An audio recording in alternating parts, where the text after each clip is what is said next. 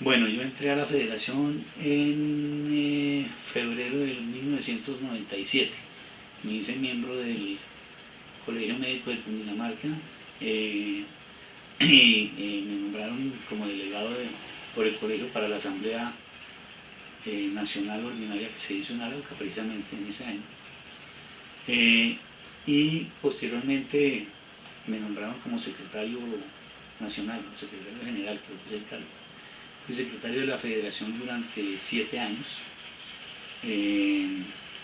y allí yo pude como concretar una serie de posibilidades en cada reunión de Junta Directiva Nacional y en las de Junta Directiva del Colegio Médico y de los demás colegios o en las reuniones de presidentes. Yo escuchaba las cosas, pero veía que, que parecían que fueran solamente lluvias de ideas y se decían cosas muy valiosas que como que caían en el vacío y no se ejecutaban. Entonces yo le dije al presidente de ese momento, que era el doctor Fernando Guzmán, le decía, oiga, esto se puede hacer, ¿por qué no hacemos esto? ¿Por qué no hacemos esto? Y él me decía, hágalo, hágalo, hágalo, tienen autorización, hágalo. Y entonces yo empecé como a concretar algunas de esas ideas y a esperar resultados. Una de las cosas más importantes que yo vi en ese momento era el problema de comunicación, la incomunicación que había entre los colegios y entre las mismas personas de los colegios. Y yo he pensado siempre que el instrumento más importante que hay para mantener cohesionada a un grupo o a una organización y poderle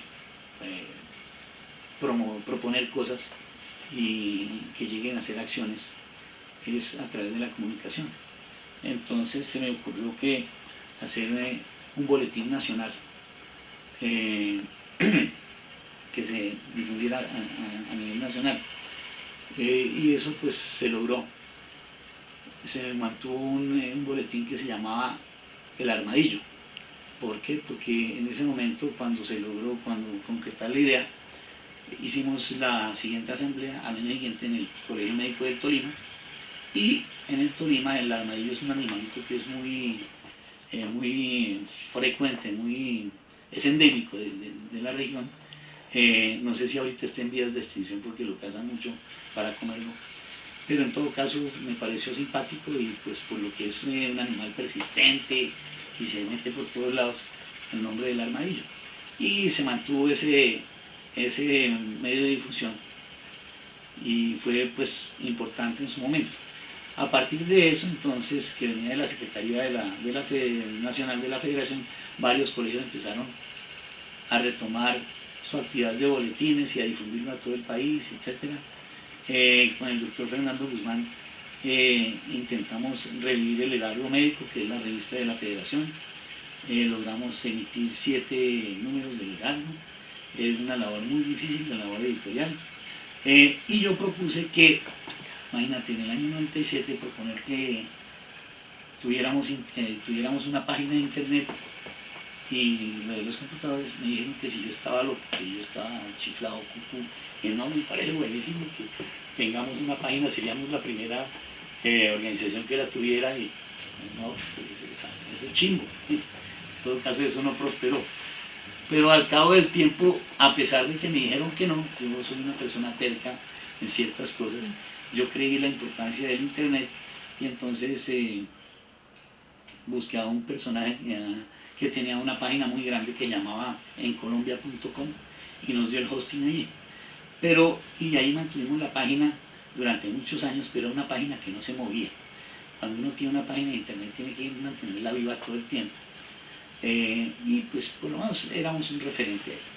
Las otras cosas que se promovieron era hacer seminarios en las distintas regiones, seminarios de ética médica, seminarios sobre actividad gremial, seminarios de actualización científica según las necesidades de la región, y esto nos permitió ir abriendo colegios nuevos. Cuando yo entré a la Secretaría de la Federación, creo que había funcionando 7, 8 colegios médicos. Después, en el año 2002, me eligieron presidente, pues por esa actividad de secretaría, teníamos un problema de financiación muy grande y entonces, siendo un secretario, promoví la cuestión de aceptaciones de productos farmacéuticos. Cuando promoví el primero, que era, yo no me acuerdo que era alguna cuestión para las varices, me cayeron encima los cirujanos vasculares, todo eso, y me agredieron mucho algunos de ellos de palabra.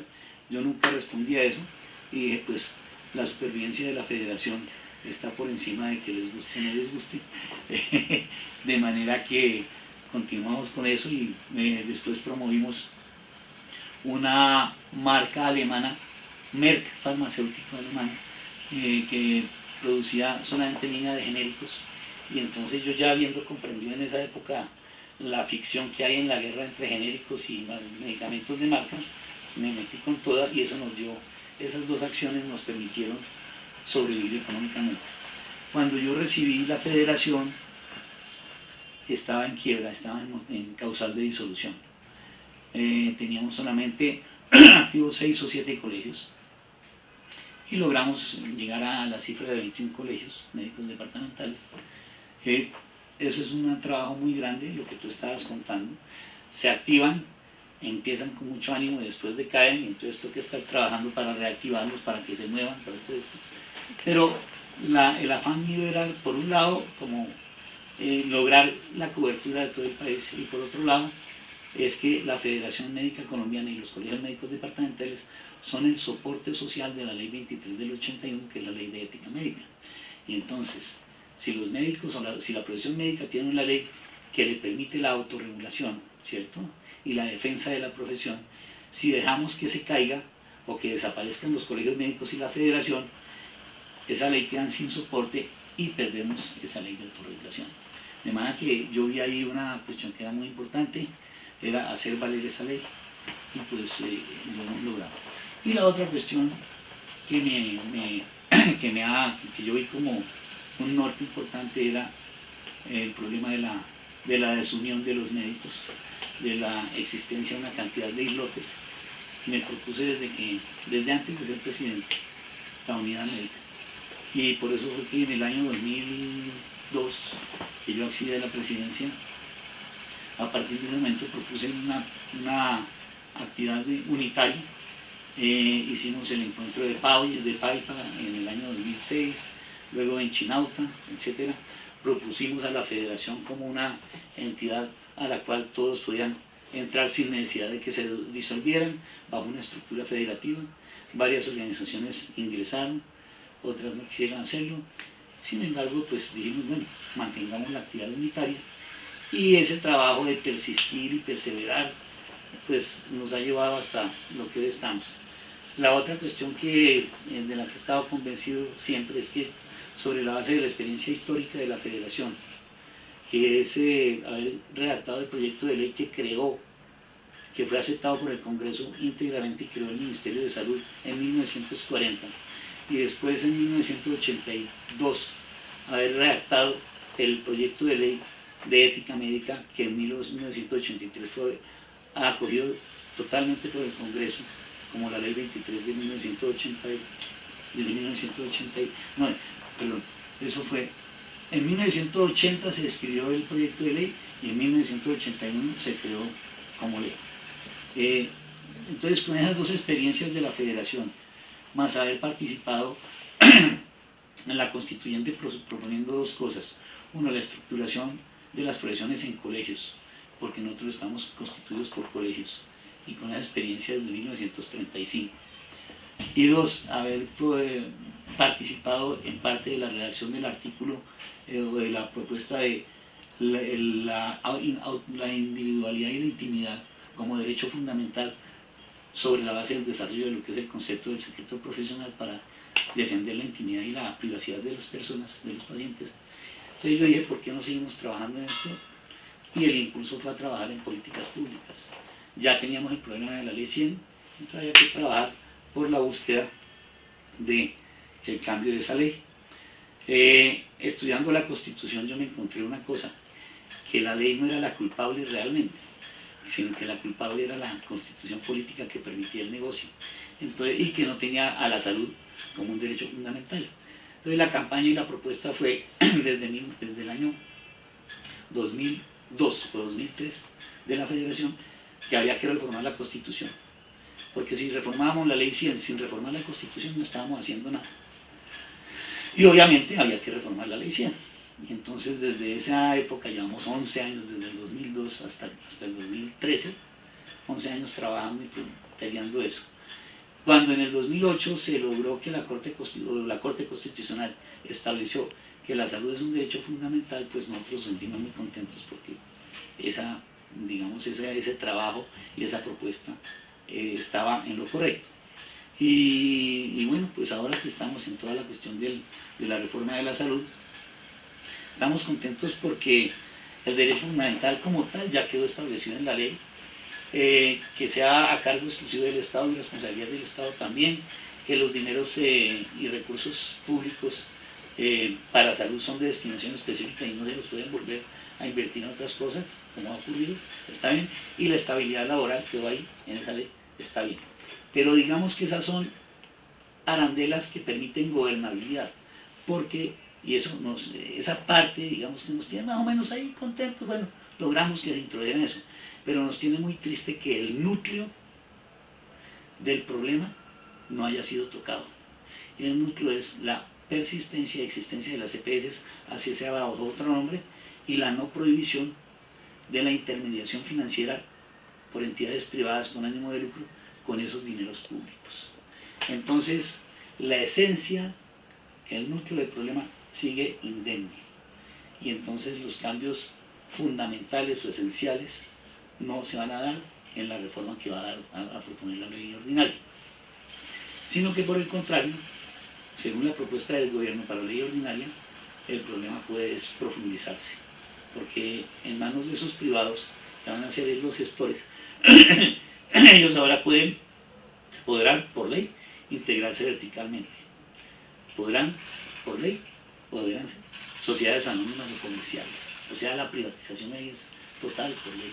Podrán por ley auditar y decidir a quién se le pagan las cuentas, son los ordenadores de gasto, de manera que pues esa situación es supremamente grave para la salud de los colombianos, y pues nos toca en adelante, yo diría que la gente tiene que conocer muy bien los contenidos de esta ley, proyecto de ley estatutaria, esperar cómo se pronuncia la Constitución, la Corte Constitucional, que establezca cuáles artículos son exequibles constitucionalmente y cuáles no lo son. Y una vez que ocurra eso, pues pronunciarnos en ese sentido para el mejoramiento. Pero la otra cosa es que tenemos que trabajar muy bien de aquí en adelante para tratar de tener una ley, un proyecto de ley ordinaria propia que compita con la del gobierno y que logre, si es que lo podemos hacer en algún momento, cambiar esa parte del núcleo. Dentro de las relaciones de correlación de fuerzas políticas que tengo en este momento, considero que no es posible, pero que sí, los estudiantes, los pacientes, la sociedad en general, los médicos, los hospitales y las clínicas, los sectores políticos, se comprometieran como movimiento a cambiar y a eliminar la intermediación financiera con ánimo de lucro de los dineros públicos por parte de los privados, es decir, acabar las EPS, y se cambiara esto para honrar y garantizar ese derecho fundamental a la salud, y se estructurara ese sistema en ese sentido y no en el sentido del negocio con la enfermedad, las cosas podrían ser distintas.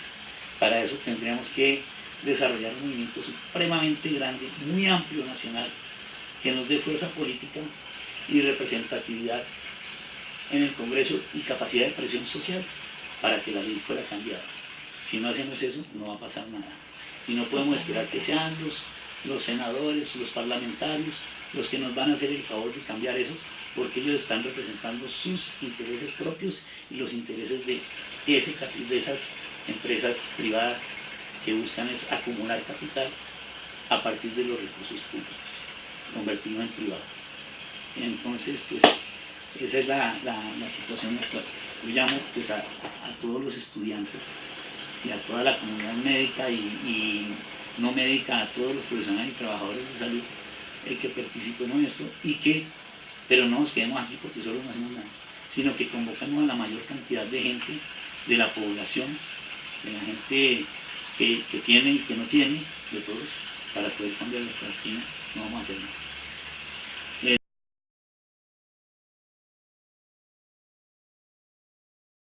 Hemos llegado a un grado básico, muy básico, de desarrollo del movimiento médico desde el mismo movimiento estudiantil médico. Y yo creo que lo que hay que hacer es fortalecer eso, pero darle una estructura coherente y de un continuum, no en términos de que primero estoy, una vez que esto y lo otro, no. El continuum es de que desde la perspectiva y la visión de las mentes más jóvenes, que son los estudiantes de pregrado, y que es la gente que más sueña y que más se atreve a imaginarse cosas de cómo debe ser el futuro, a lo que aspiran, que a partir de ahí se estructure un movimiento estudiantil muy fuerte, que incida con sus representantes en los consejos estudiantiles, en los consejos académicos de las facultades y de las universidades, en decirle a esa gente y a las universidades y a las facultades qué es lo que quisieran que fuera lo que van a hacer cuando sean profesionales y cómo ejercer la profesión. Eso es muy importante, y no pensar y esperar depender de lo que digan los viejos, porque los viejos ya están acomodados, ya hay muchos están de salida y están acostumbrados a un tipo de ejercicio, etcétera. No, hay que imaginar y estar renovándolos, y eso solamente lo pueden hacer los estudiantes de nivel de pregrado y los de posgrado. Entonces, la organización estudiantil de pregrado debe fortalecerse en ese sentido, haciendo dos cosas simultáneas, mirando siempre a futuro y con sus propuestas de futuro incidir sobre los que ya están allá, pero actuando en el presente para articular las cosas de futuro. No sé si me explico. Después de eso hay una transición, salen al rural y los rurales están desprotegidos. Nosotros como federación acabamos de hacer una reforma de estatutos para que los médicos rurales se integren, quedan automáticamente nombrados miembros colegiados del Colegio Médico Departamental donde van a trabajar, sin que tengan que pagar ni un centavo, pero sí con todo el derecho de participar en las reuniones, en las asambleas, de acceder a ser miembros de junta directiva de los colegios médicos, etc. ¿Por qué? Porque necesitamos que en esas organizaciones estén no solamente los que dicen que son los que más saben y lo saben, no, sino que la gente que necesita expresar necesidades desde el punto de vista no solamente gremial, económico y laboral, etcétera, sino también de conocimiento y de su relación con la gente y su perspectiva como profesional ante el país estén ahí, ¿cierto? Y después, entonces, los que accedan a ser miembros a buscar especialidad y puedan lograrlo en nuestro país, ¿cierto?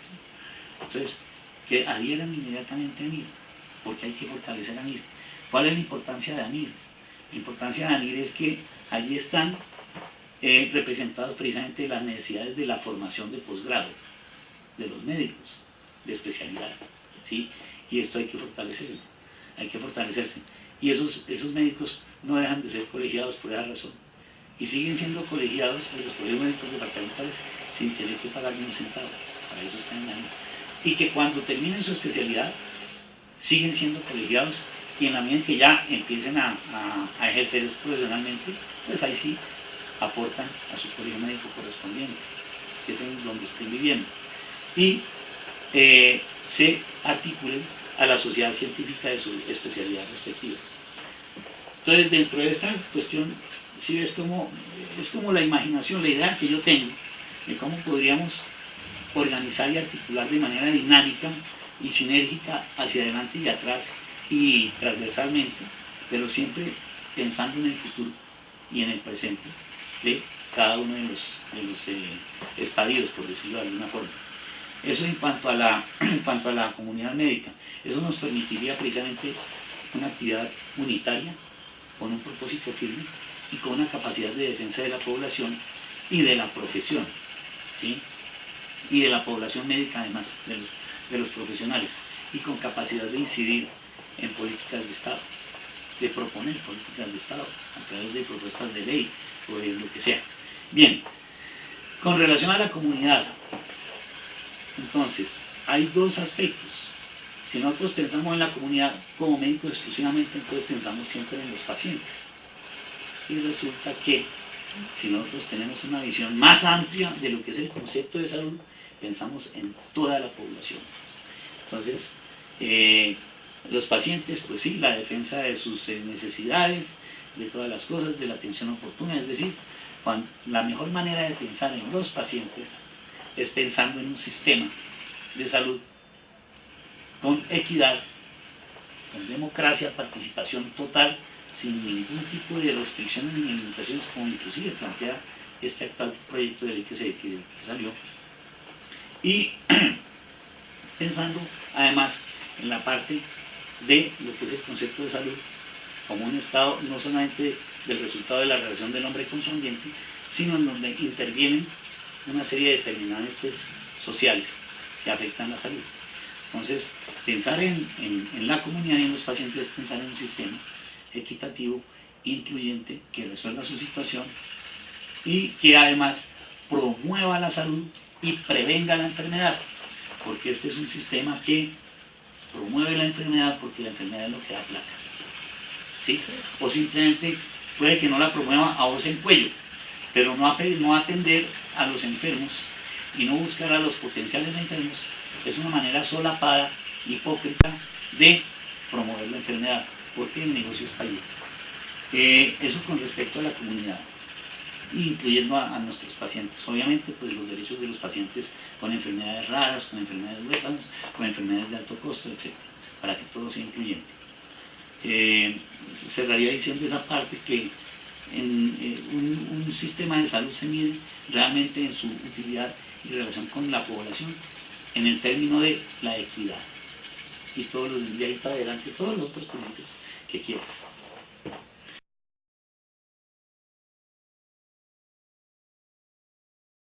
Los desafíos para la federación en adelante. Yo creo que para la federación y todas las organizaciones médicas subsistir. Y ese desafío es importante porque cuando uno busca formas de subsistencia encuentra muy probablemente potenciales y capacidades de desarrollo. Entonces mirar muy bien qué es lo que está afectando y amenazando la subsistencia para buscar las salidas y desarrollarse y crecer. Y pensar siempre en una cosa, que hay que avanzar para poder crecer, dar pasos adelante, no esperar crecer para dar el paso, sino que hay que avanzar, dar el paso para poder crecer. Una vez que se crece, consolidar lo crecido y estar listo para seguir avanzando. Y una vez que se avanza, consolidar. Es avanzar para consolidar y consolidar para avanzar. Ese es como un criterio que uno aprende a lo largo de la vida y de cómo son las cosas. Y digamos que si nosotros trabajamos pensando siempre en la profesión y entendida la profesión médica y todas las profesiones como un patrimonio social, económico y político de toda la nación, el conocimiento médico-científico, entonces es la forma como nos articulamos también por esa vía al compromiso social y con la comunidad.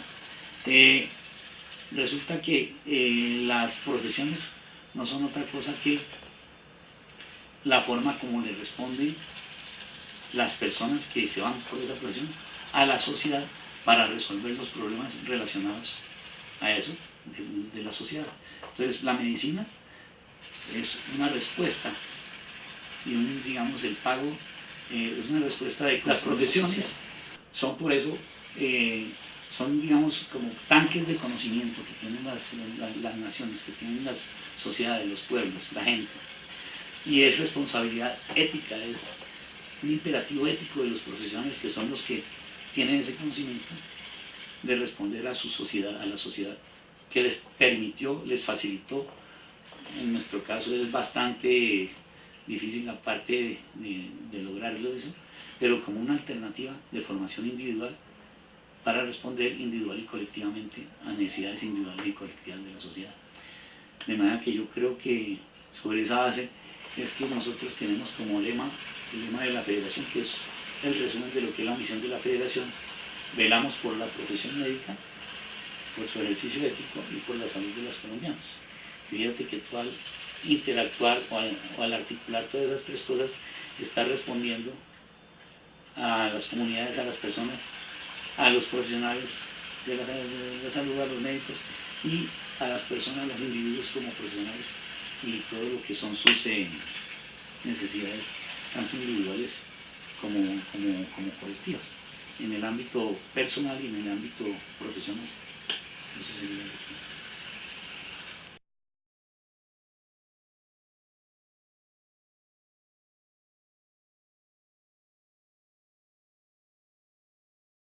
Bueno, qué bueno estar otra vez con ustedes, con ACOME, después de la pausa de más de un año. Pero yo desde que conocí la creación de ACOME hace ya unos 6 años, tal vez, u 8 años. 10. Estamos, ¿cómo? 10 años ya, desde el año 2003. Yo de manera indirecta participé de alguna forma en la promoción de ACOME. Me entusiasma mucho cualquier forma de organización de grupos sociales o de grupos de la sociedad, porque todas esas organizaciones que se crean, de todas formas, significan o implican que los más pensantes sobre los problemas que tienen que ver están dispuestos a reunirse para buscar la forma de solución. Y yo creo que esa es la motivación que hay. Y para buscar avanzar como grupo social que hace parte de un grupo integral que es la sociedad en su conjunto. De manera que estoy muy contento de estar otra vez con ustedes. Siempre los he apreciado muchísimo. Me gustaría que fueran líderes, más líderes, porque la sociedad necesita de líderes, y que desarrollen ese liderazgo que ha mostrado el movimiento estudiantil en los últimos años, después de que vivimos casi 20 o 25 años en que se había perdido eso.